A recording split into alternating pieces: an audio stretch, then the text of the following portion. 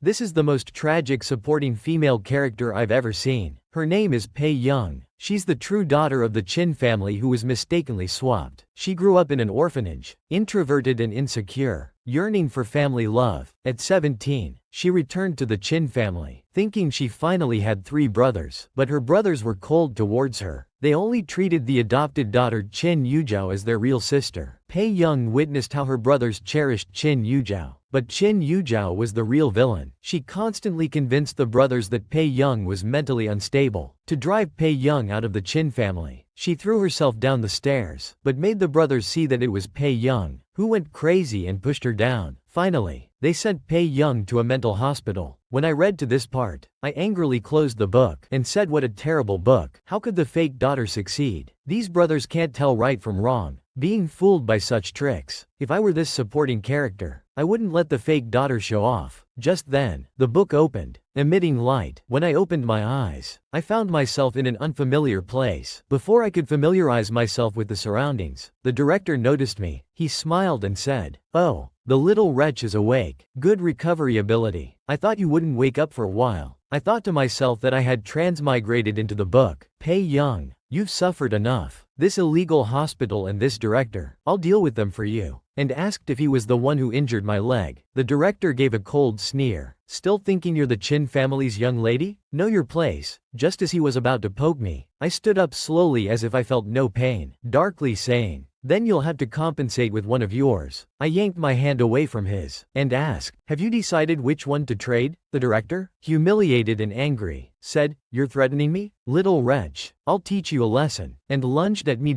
As he charged, I stayed still until the last moment, then quickly dodged. The director fell flat on his face. I glanced at him and said, "Useless." Then I picked up the knife from the ground, slowly walking towards the director. The director's face was full of terror. Asked what I was going to do. While trembling as he reached for his phone, I bent one knee, looking him in the eye saying, "Director, want to see what's faster, people arriving or my knife?" The director, shaking all over, said, "Pei Young, murder is illegal." I lazily chuckled, "But I'm mentally ill, remember?" The director froze completely, begging, "Miss Pei, I know I was wrong. Please spare me." I smiled and said, "I've decided. Let's trade 3 legs." There was just one scream. Then I turned and left, while the director painfully clutched his groin with one hand. With the other hand he made a phone call saying, "Zhao Zhao, Pei Young is escaping. You must avenge your father." Security guards searched for me throughout the hospital. Avoiding inspection, I covered my wound, looking at the drizzling rain outside, smiling and saying, "Since I've come to this world, let's have some fun." Suddenly, a howling sound came from somewhere. It was Go, that little mischief maker. This was her original dog. Later when Chin Yujiao kept it, she beat it to death. From a distance came an excited shout, "Mr.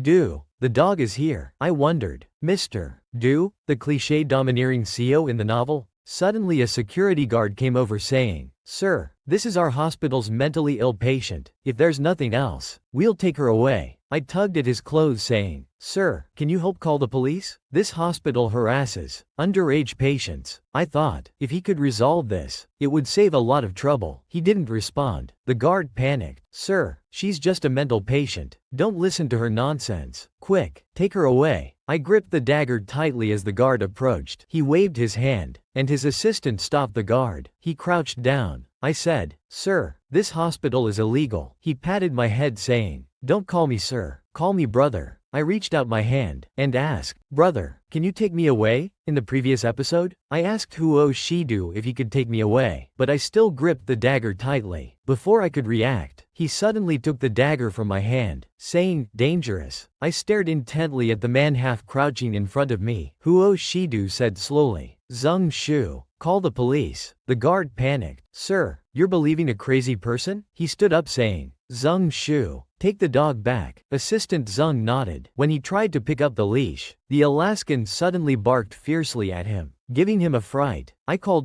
Go over and chuckled, "Brother, don't steal the dog. Wouldn't stealing a person be better?" The atmosphere became strangely tense. After the man threw away the dagger, he said slowly, Zeng Shu, remember to demolish this place. Assistant Zeng quickly agreed, while others at the hospital felt chills down their spines. They knew they'd messed with the wrong person this time. Suddenly a hand grabbed mine. Before I could react, with a spin, I crashed into a warm chest. My expression changed, instinctively wrapping my arms around his neck. Huo Shiju's low voice carried a teasing, ambiguous tone. What are you afraid of? Brother's waist is strong. I dropped my smile and asked, what are you doing? Huo Shidu remained nonchalant. After gesturing me to take the umbrella, he prepared to carry me away. However, just as Huo Shidu reached the door, they heard someone thundering, where is she? If Yu Wei disappears, you'll all rot in prison. Hearing the voice, I turned to see Qin Lang's handsome face twisted with anger. Qin Lang looked at me, his throat dry, saying, brother, before he could finish. I saw Qin Yujiao who came with him. I said, now everyone who shouldn't be here is here. In front of Qin Lang, I intimately whispered in Huo Shiju's ear, brother, weren't you going to take me home? Qin Lang was bewildered, thinking this situation wasn't right. At this point, sister should have run to his side asking for a hug. Who was this strange man? Not only carrying sister but being sweetly called, brother, by her. This was different from the previous life. Perhaps he had come back too early in his reincarnation. He hadn't even held sister like that before. After we left, Qin Yujiao pulled Qin Lang saying, third brother, forget it, she's just trying to get your attention. But making such a big fuss really shows no restraint. Third brother, you just returned to the country. Is it necessary to seek attention like this? Looking at Qin Yujiao's disdainful and spoiled expression, Qin Lang's face turned pale. In our previous life, the Qin family treated Qin Yujiao like a precious pearl, treating her brothers like dirt. Later, after offending someone, it ended with our family's destruction. But Qin Yujiao, whom we treated like our own sister, actually ran away with all the jewelry we bought her. While brother took care of us until the end, Qin Lang took a deep breath and asked, why are you here? Qin Yujiao replied, third brother, this hospital's director is my biological father after all. I heard Pei Yun hurt my father. Qin Lang impatiently said, then go take care of him. Immediately, Qin Yujiao's face stiffened. She had just called out, third brother, but he was already gone. In the car, I just got in and noticed a cute little thing wearing a vest beside me. Huo Shidu casually wiped his hand while saying, say your final goodbye to him. The little one asked tearfully, why? Alaska, you're swollen. Assistant Zeng said, young master, Alaska is this lady's pet. Hearing this, the little one stared at me unblinkingly and said, sister, I'll give you my brother. Just don't take Alaska away. Okay, Huo Shidu lazily glanced at him and said, try saying that again. Then the little one looked at me, tilting his head up saying, sister, then I'll go with you too. At this moment, the man coldly said, Zeng Shu, stop the car. Take him back to the old house. The little one was incredulous. Brother, you're betraying me? The man leisurely said. Add 2 more literature classes per week. I patted Alaska's head, saying, stay with the little one a bit longer. I'll pick you up in a few days. After the little one left, Huo Shidu said unhurriedly, really want to come with me? I said, if brother is busy, you can drop me off on the road. The man said softly, little girl, I had to take responsibility for your running away. My heart skipped a beat inexplicably. Such a man wasn't even the male lead. Why could someone called Cheng Zy